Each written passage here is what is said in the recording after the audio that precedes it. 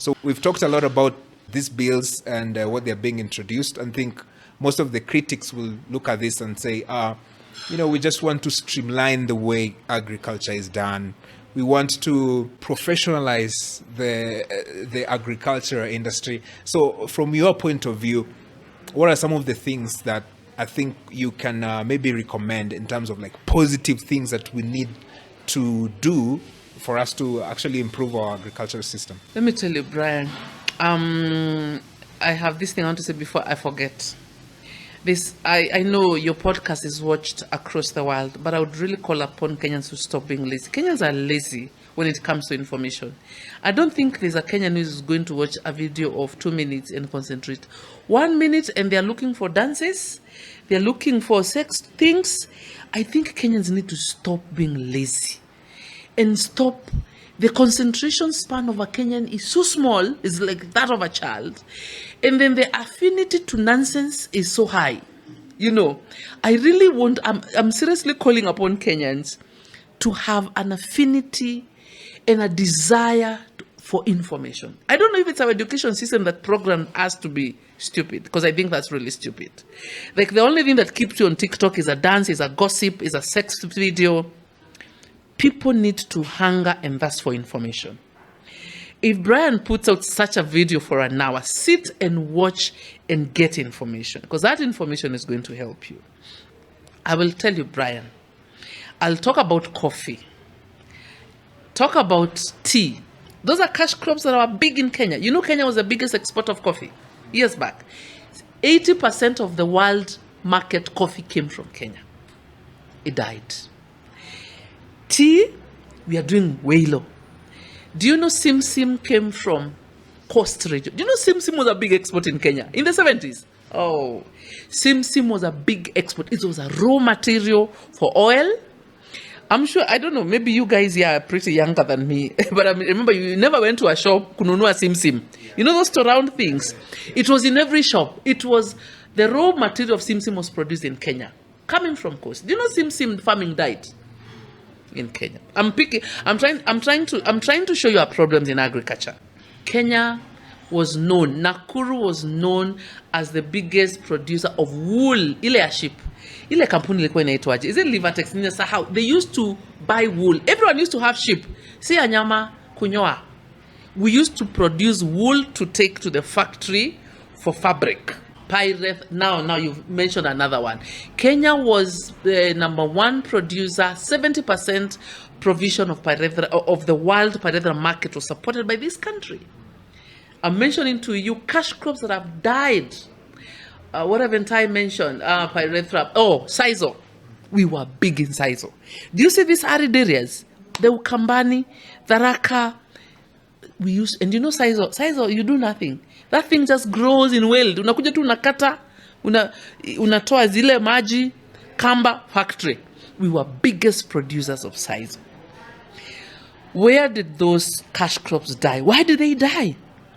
Those were the biggest sources of revenue, of foreign reserve in this country, job provision, income for farmers. How did they die? Do you know we had a Kenya Pyrethrum board? Hizo vitu zilikufa, even when you go to those buildings, hata zina mabati. It's horrible. So now I'm trying to show you what is our problems in agriculture. Our agriculture policies, I'm not even talking about this government. From the days of Kenyatta, our agricultural policies are misplaced. And they've been overtaken. Agriculture, let me tell you what happens in Kenya, Brian. Mali kuna kapesa cartel. Where there's money in Kenya, a cartel establishes itself. And there's a lot of money in agriculture. So what do? Cartels establish themselves. KPCU died of what? Because they stole from farmers everything. Cartels. There is another place there's a lot of money right now. Export market. If today I'm given the Ministry of Agriculture to run, the work would to break cartels. The export market, look at the bureaucracies around the export market. They say Kenyans can't produce good food. Oh, we don't want sprayed chemicals for export. Kenyans are very good producers. We are the best producers of avocados right now. But just look at the bureaucracy around the export. Export, because their license, export license ni pesa ngapi? $500,000. This license alone. Ujachota huku na huku na huku na huku. You'll need like 10 million to get an export license. How many farmers will do that? Few. So it's only the cartels that have the money that manage to get the export license. So what do? They exploit the farmer, but they make the profits.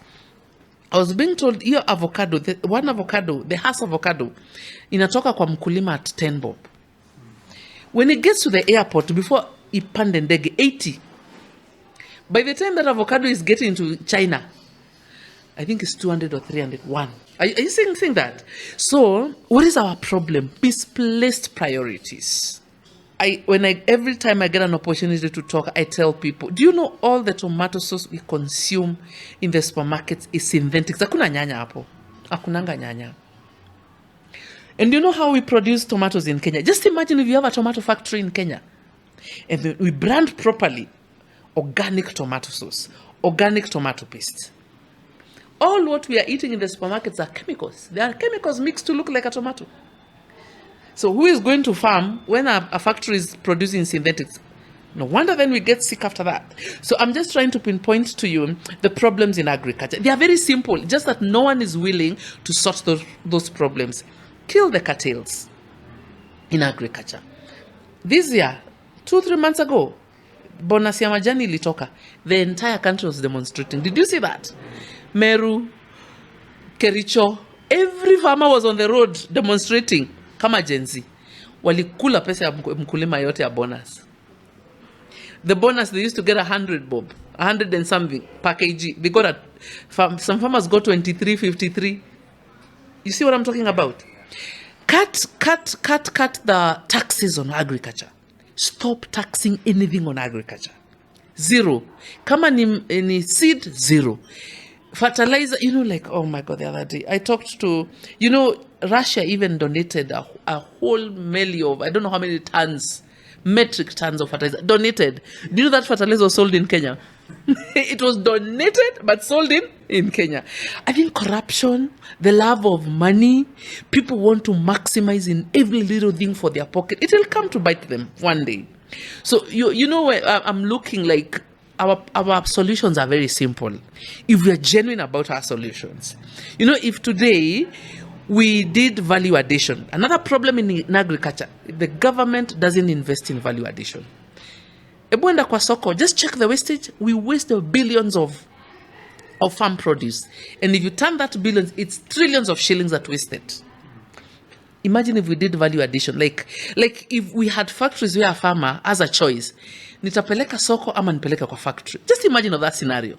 Like I'm growing vegetables, but we can dry them. Vegetables are dried for export. Skuma is dried for export. Terere is dried for export. Imagine if we invested in research, we invested in value addition. Value addition is big, Brian. In Kenya, zero on value addition. As we are speaking, because they don't care. There's no money in value addition, because you put money in value addition, the farmer makes the money. So our priorities are misplaced. Every person in government, bureaucrats in government, their work is to establish as much red tape as possible to maximize on corruption. Actually, that is what corruption nowadays is institutionalized in Kenya. Like actually, corruption is in law now. Literally, is legal. Corruption is legal. Those nice things that we call what do we call them? That nice political names we call facilitation fees. It's corruption, quality check control, corruption, because you just want to make things so hard for this from, apana, hizo avocados export misilimi, because they're making losses. You saw earlier in the year, a lot of farmers cut down their macadamia trees. You know how long a macadamia tree takes to grow? Export market, cut.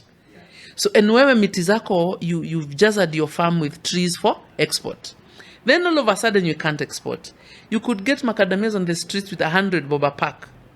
They were meant for export, So when our solutions are there, but we are not keen on these solutions. Our solutions is not in the bills. It's not in the bills in parliament. Our solutions are not in GMOs. Our solutions is making farming attractive, supporting the farmer. If you go to Europe, they really support farming. The farmer is the most subsidized industry when you go to Europe. We don't do those things. You know, we don't. It's Kibaki who tried by bringing pikipiki zero rated. If you go to tractors importing, taxes, everything taxes. You know, then it becomes too expensive, and then unfair market. Unfair market. The Kenyan farmer cannot compete with the Tanzanian farmer, but you know, Kenya is part of the East African trade bloc. Sindio? Mtanzania ata produce kitunguu a kg at Kenya shillings, 15 shillings. Production cost, 15 shillings per kg. You should go to Marigiti at 3 in the morning and you see trailers zile za miguu 10 from Tanzania. Tons and tons of onion. Do you know how much that onion is going to cost at Marigiti? 35 shillings per kg. A farmer in Nakuru, Gilgil, growing onions, their production cost is 50 bob per kg. Production cost. So the best they can get in the market, my goodness, 70, which is very hard. And remember, Marigiti hapa imeuzwa 35 bob. Can they compete? So we signed ourselves into treaties that kill our farming industry. We've signed ourselves in treaties that do not factor a Kenyan. You know, so you see, we have solutions, but I don't know if we can embrace those solutions as the Kenyan people.